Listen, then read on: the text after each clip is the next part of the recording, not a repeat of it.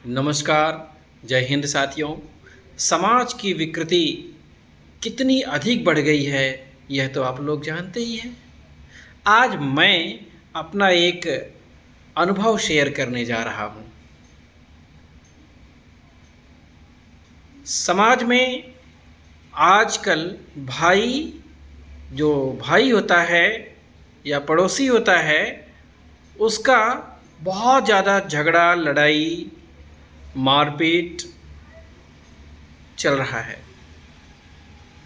अलगा-विलगी चल रहा है। ज़मीन के टुकड़े हो रहे हैं। खंड खंड में ज़मीन बँट रही है। भाई भाई के बीच ऐसा तनाव पैदा हो रहा है कि एक भाई दूसरे भाई को देखना तक नहीं चाहता है। एक भाई दूसरे भाई के यहाँ बैठ करके पानी भी नहीं पीना चाहता है। आज मैं एक कल्पना कर रहा हूँ, जरा सोचिए। सहोदर भ्राता बड़े भाग्य से मिलते हैं।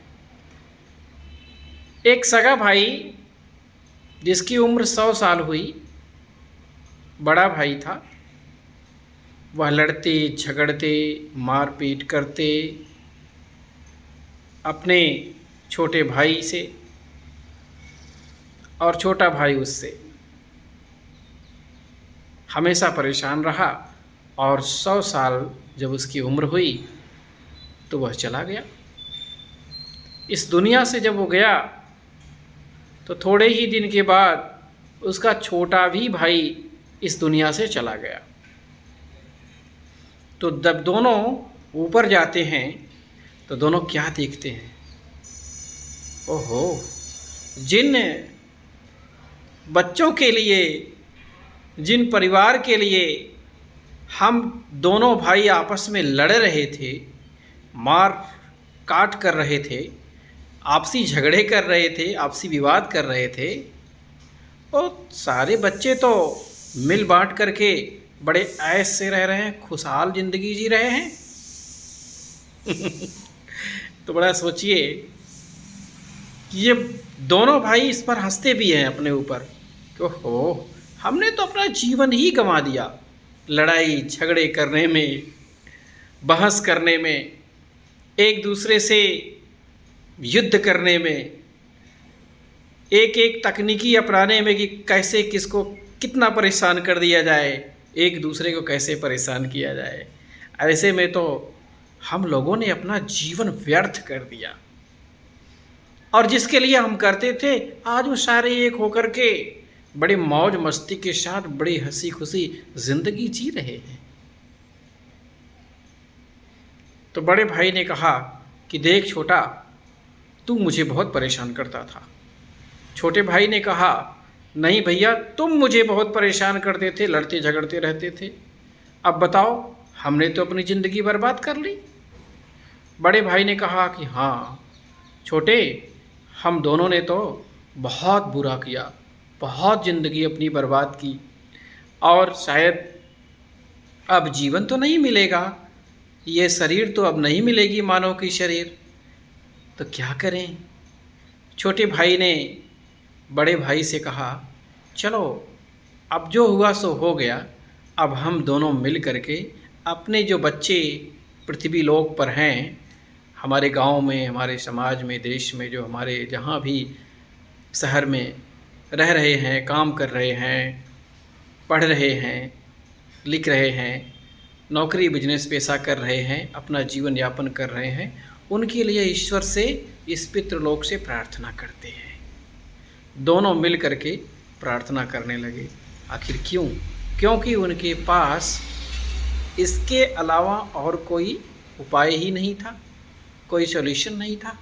ज़रा सोचो मित्रों, अगर वही दोनों भाई लड़ते झगड़ते नहीं, प्यार से रहते, दोनों परिवार एक होता, कभी किसी भी तरह से लड़ाई झगड़ा नहीं होता, प्रेम सौहार्द का भावना बनी रहती, मन में दिल खुश होता, समाज में खुशहाल ज़िंदगी जीते, और जब जाते तो दुनिया भी उनकी मिसाल देती कि हो दोनों भाई कितने अच्छे थे, राम और लक्ष्मण की जोड़ी कितनी अच्छी थी। लेकिन आज समाज तो गर्त में जा रहा है। समाज में छोटा बड़े को नहीं देखना चाहता है, बड़ा छोटे को नहीं देखना चाहता है। ये क्या है? यह सब है हमारे अंदर की विकृति, हमारे अंदर का एक दूसरे के प्रति मनमुटाव, हमारे अंदर का एक दूसरे का प्रति लोभ लालच।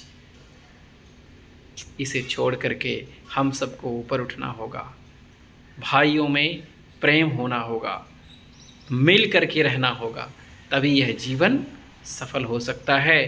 इस 100 साल की ज़िंदगी, पता नहीं 100 साल आप जिंदा रहेंगे कि नहीं रहेंगे, 60-70 साल में ही चले जाएंगे, कोई नहीं जानता है। मैं तो ईश्वर से प्रार्थना करता हूँ सभी 100 साल तक सतायु हों, लेकिन यह शरीर कब तक है कोई नहीं जानता है, कितने दिन तक का है कोई नहीं जानता है।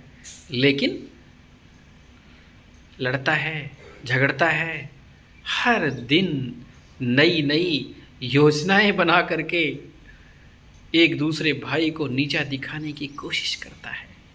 हाय रे जमाना कितना खराब हो गया है, आदमी आदमी को नहीं देखना चाहता।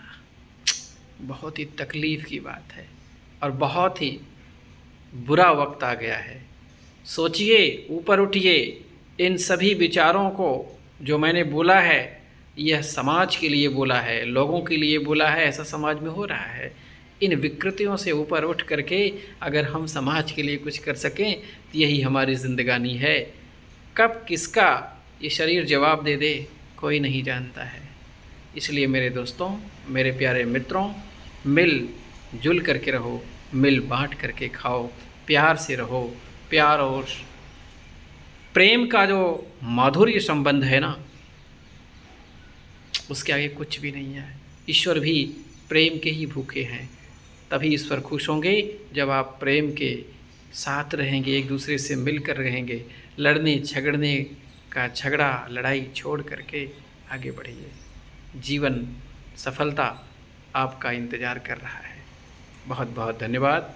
सफलताएं आपको मिलती रहें, इसी संभावना के साथ आपको शुभ आशीर्वाद, मंगलमय हो, कल्याण हो। छोटों को शुभ आशीर्वाद, बड़ों को प्रणाम। बहुत बहुत धन्यवाद।